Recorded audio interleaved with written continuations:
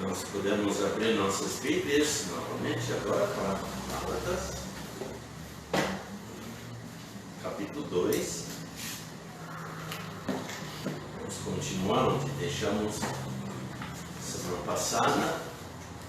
Vamos ler versículos 11 a 21 do capítulo 2. 11 a 21 do capítulo 2. Lembra que nosso tema é Paulo, o vigilante da liberdade e da graça de Deus. E temos visto no início desse capítulo a recaída de Pedro. E iniciamos semana passada a repreensão por Paulo. Capítulo 2. Capítulo 2, começando com o versículo 11. Vamos ler. E chegando Pedro a Antioquia, lhe resisti na cara, porque era repreensível. Porque antes que alguns tivessem chegado da parte de Tiago, comia com os gentios. Mas depois que chegaram, se foi retirando e se apartou deles, temendo os que eram da circuncisão. E os outros judeus também dissimulavam com ele, de maneira que até Barnabé se deixou levar pela sua dissimulação. Versículo 14. Mas, quando vi que não andavam bem e diretamente conforme a verdade do Evangelho, disse a Pedro na presença de todos: se tu, sendo judeu, vives como os gentios e não como judeu, por que obrigas os gentios a viverem como judeus?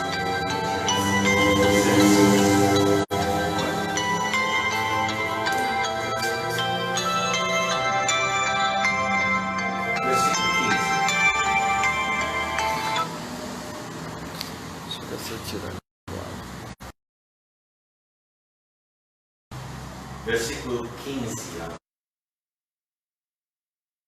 Agora, versículo 15. Nós somos judeus por natureza, e não pecadores dentre os gentios, sabendo que o homem não é justificado pelas obras da lei, mas pela fé em Jesus Cristo.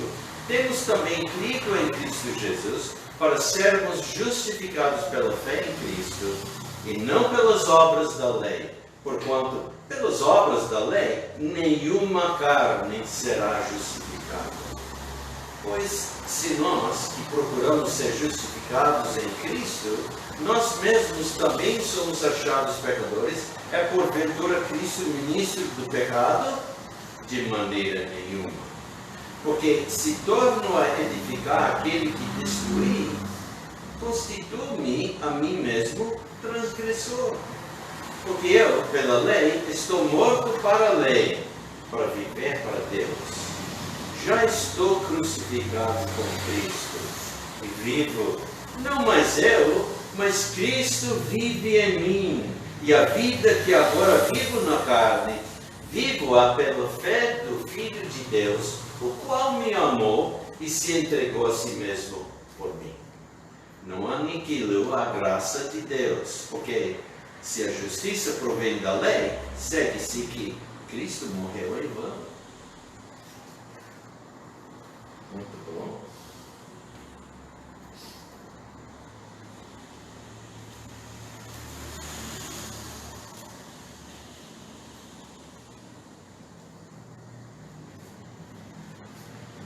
Semana passada, nós começamos a ver como Pedro, ou aliás, como Paulo, enfrentou Pedro e repreendeu. Vamos lembrar que o assunto nesta epístola é nossa liberdade em Jesus Cristo. Então, primeiro nós vimos a recaída de Pedro em versículos 11 a 13.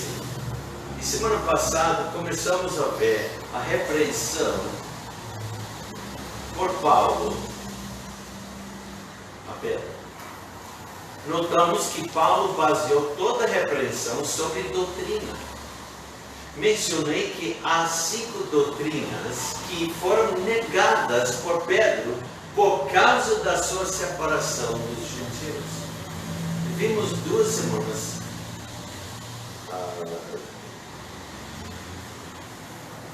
é isso que nós vimos semana passada.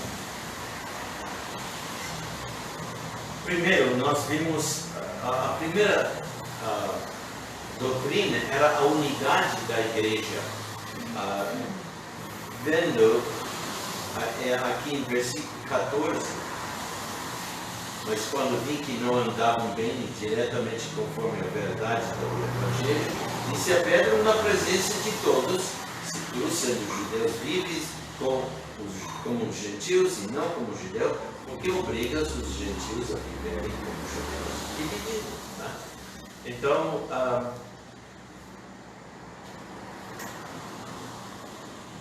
Pedro era judeu e por meio da sua fé em Cristo, ele se tornou seguidor de Cristo.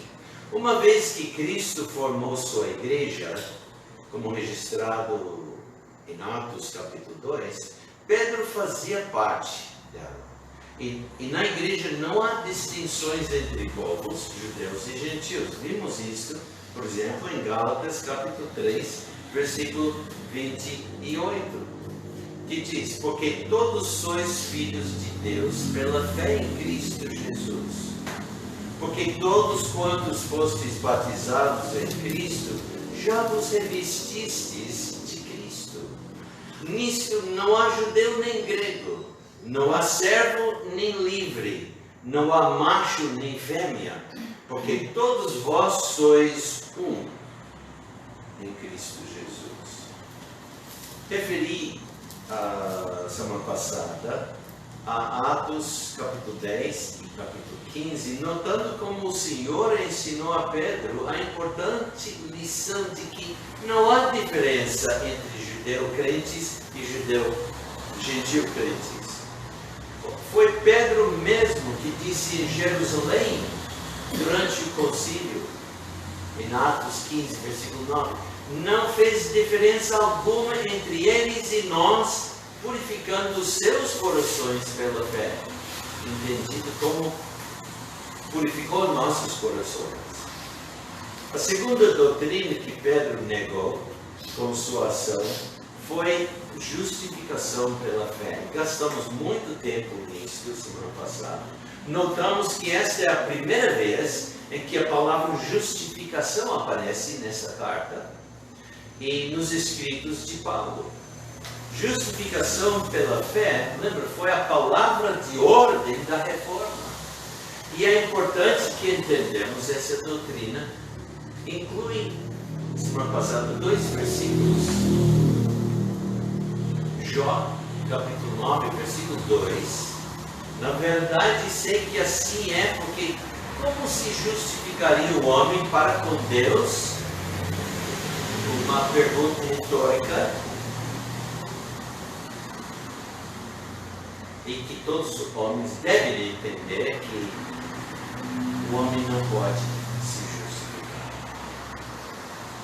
E essa é uma questão vital, porque a resposta determina consequências eternas. E então citei também Abacuque, capítulo 2, versículo 4. E se alguém está aqui ou assistindo eu estou abreviando aqui para fazer uma recapitulação, pode ir ao nosso site, a Igreja Batista Regular Vida e Paz, no YouTube, e pode ver da semana passada. Mas Abacuque 2,4 diz: eis que a sua alma está orgulhosa, não é reto nele, mas o justo pela sua fé viverá. A justificação, vimos semana passada, é o ato e não um processo. Em Romanos 5,1 diz: tendo sido, pois, justificados pela fé, temos paz com Deus por nosso Senhor Jesus Cristo. A justificação é pela fé. É uma transação instantânea, imediata entre o pecador crente e Deus. Não é algo que acontece pelo processo de tempo. O homem se melhorando, nada disso. O homem não se melhora, ele é justo. A justificação pela fé é uma transação instantânea e imediata entre o pecador crente e Deus. Notou, entre o pecador crente, que tem que crer.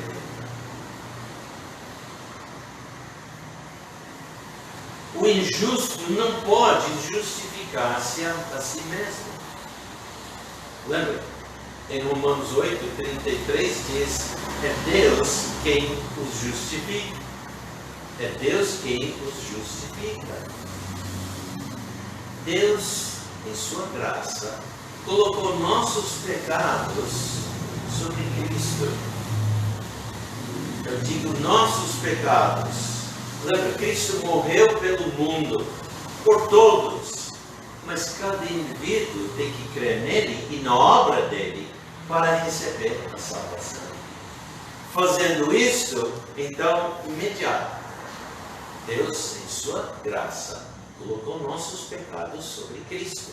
Em vez de nós continuarmos carregados com nossos pecados, Ele livra-nos desse peso. E a justiça de Cristo foi depositada à nossa conta. Em 2 Coríntios 5:21, nós lemos: aquele que não conheceu o pecado, o fez pecado por nós, para que nele fôssemos feitos justiça de Deus. Na justificação, Deus declara o pecador crente justo. A justificação não é simplesmente perdão. Lembre, passamos muito tempo nisso. Justificação não é simplesmente perdão. A justificação é diferente de perdão, porque o criminoso perdoado ainda tem sua ficha criminal. Quando o pecador é justificado pela fé, seus pecados passados não são mais lembrados contra ele. E Deus não mais registra seus pecados. Salmo 32, versículos 1 e 2, nós lemos: bem-aventurado aquele cuja transgressão é perdoada e cujo pecado é coberto. Bem-aventurado o homem a quem o Senhor não imputa maldade e em cujo espírito não há engano. Também Romanos 4, versículos 1 a 8. Que diremos, pois, ter alcançado Abraão, nosso pai, segundo a carne?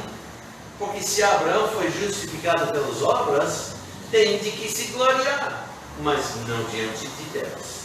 Pois, que diz a Escritura?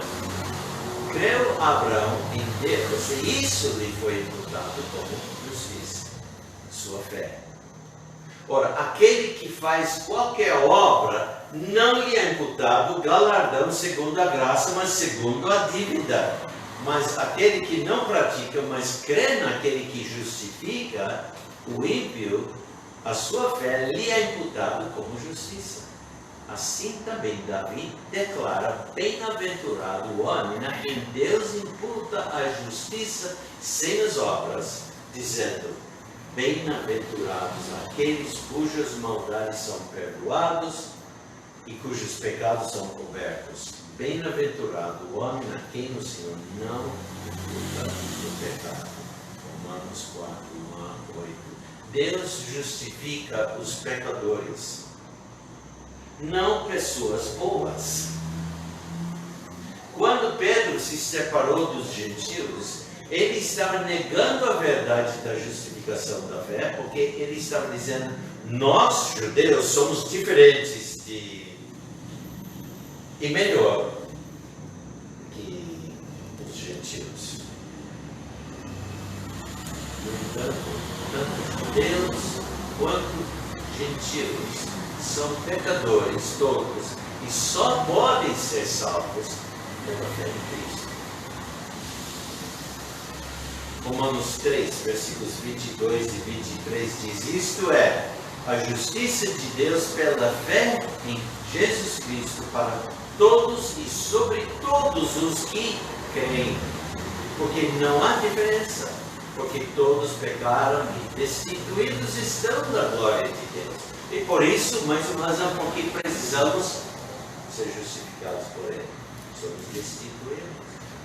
Agora veremos a terceira doutrina negada. Liberdade da lei.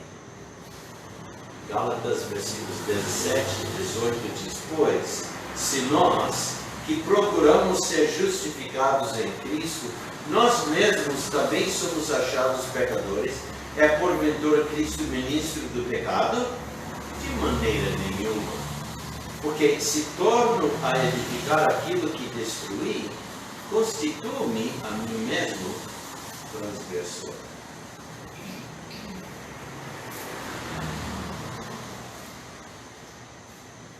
Na conferência em Jerusalém, Pedro tinha comparado a lei mosaica a um jugo pesado. Versículo 10 diz: agora, pois, por que tentais a Deus, pondo sobre a cerviz dos discípulos um jugo que nem nossos pais nem nós podemos suportar? Na ocasião em Antioquia, Pedro se colocou sobre esse jugo irrealizável. O argumento de Paulo ficou assim: Pedro, você e eu não encontramos a salvação por meio da lei. Nós só encontramos pela fé no Messias, no Mashiach, no ungido em Cristo. Mas agora, depois de ser salvo, você volta para a lei? Pense nas consequências, Pedro. Isso significa que Cristo sozinho não te salvou. Caso contrário, você não precisaria da lei. Então, em essência, você está dizendo que Cristo realmente fez de você um pecador. Além disso, você pregou o Evangelho da graça de Deus para os judeus e gentios e disse-lhes que eles são salvos pela fé e não pela observância da lei. Ao voltar ao legalismo, você está construindo o que destruiu.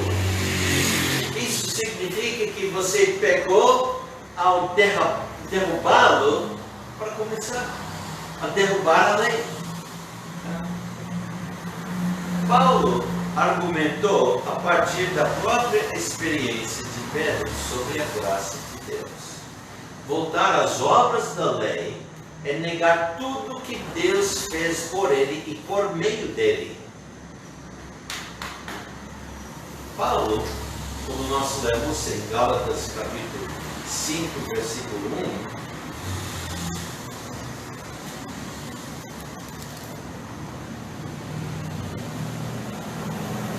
Paulo, para todos nós diz: estai, pois, firmes na liberdade com Cristo nos libertou, e não torneis a colocar-vos debaixo do jugo da servidão. A lei de Moisés é um jugo de servidão.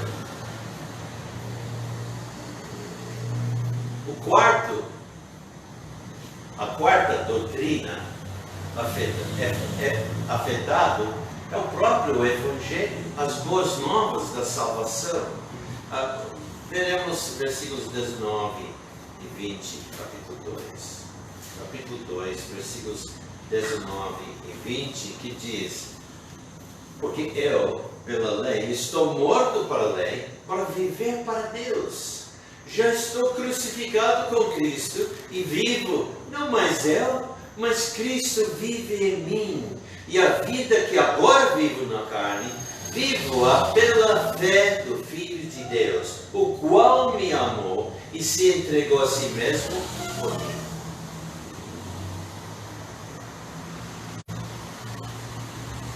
Somos salvos pela fé em Cristo. Ele morreu por nós.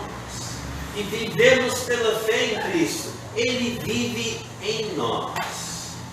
Além disso, estamos tão identificados com Cristo pelo Espírito que morremos com Ele.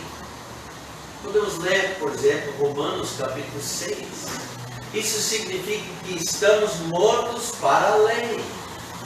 Voltar a Moisés é voltar ao cemitério. Vamos ler o versículo 4 de Romanos 6.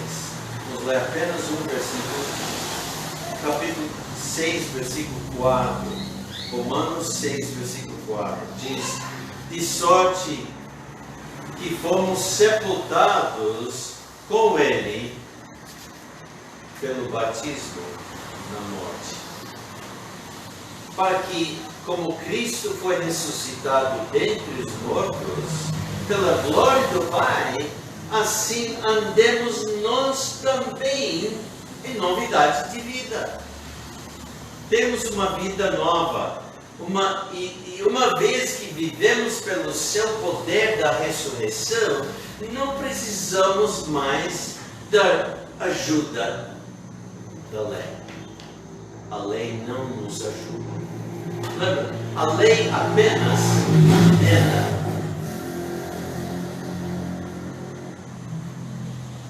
E a quinta doutrina que foi afetado, encontramos no versículo 21.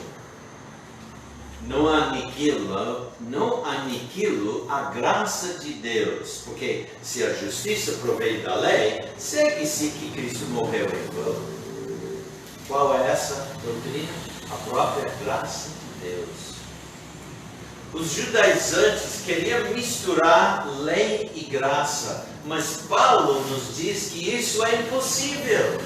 Voltar à lei significa pôr de lado a graça de Deus e viver sem ela.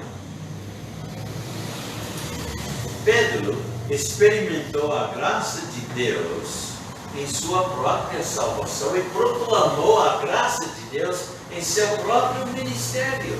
Mas quando se retirou da comunhão cristã gentia na cidade de Antioquia, negou abertamente a graça de Deus. Sabe, a graça diz, não há diferença. Também diz, todos são pecadores e todos podem ser salvos pela fé em Cristo. Mas as ações de Pedro disseram, há uma diferença. A graça de Deus não é suficiente. Nós também precisamos da lei.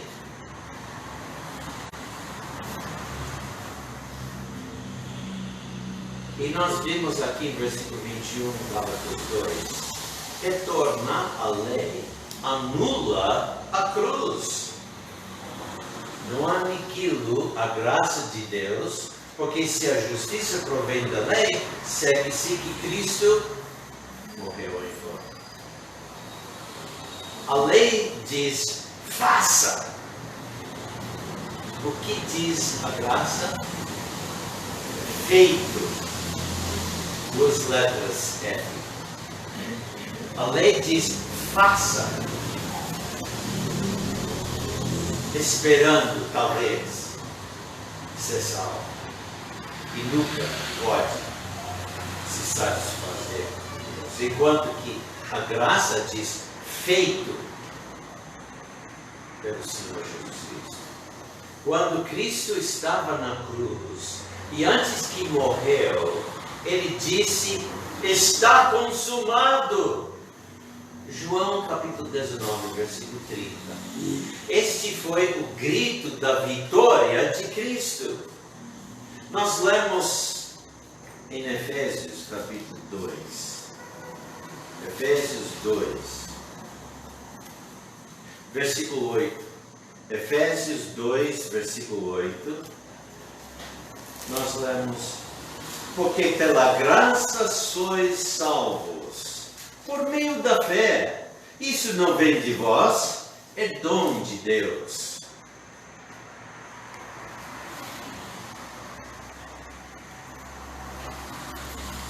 Não temos registro da resposta de Pedro à repreensão de Paulo. Não temos.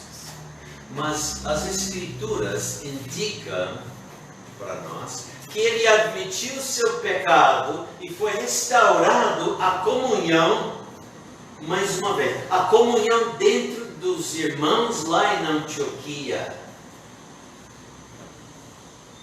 com consequências para todas as igrejas.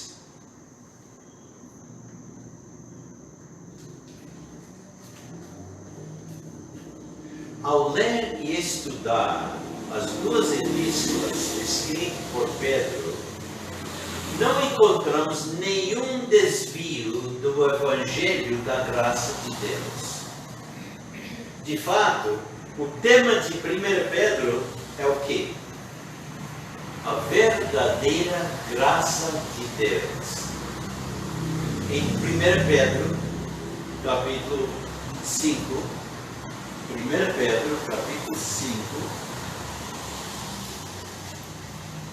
nós lemos isso, versículo 12.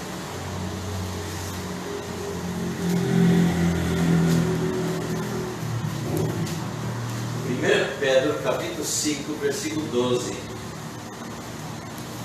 Ele está terminando essa carta e ele diz: por Silvano, vosso fiel irmão, como cuido, escrevi brevemente, exortando e testificando que esta é a verdadeira graça de Deus, na qual estáis firmes. Paulo refere a palavra graça em todos os capítulos da carta. Pedro tem o cuidado de apontar que ele e Paulo estavam de pleno acordo para que ninguém tente roubar Pedro para pagar Paulo. Nós lemos versículos 15 a 16, voltando para Pedro, agora 2 Pedro, capítulo 3. 2 Pedro, capítulo 3, quero ler versículos 15 e 16. 2 Pedro, capítulo 3, versículo 15 e 16, nós lemos: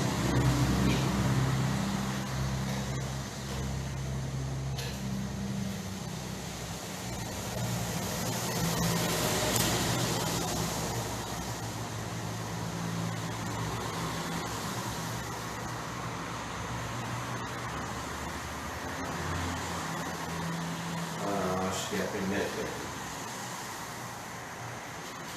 capítulo 3.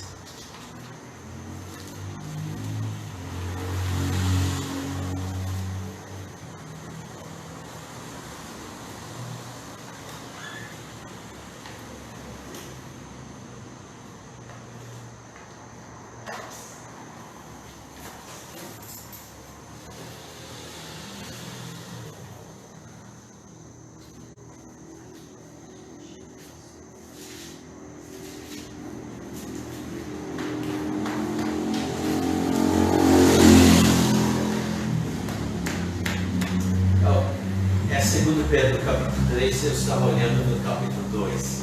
Okay.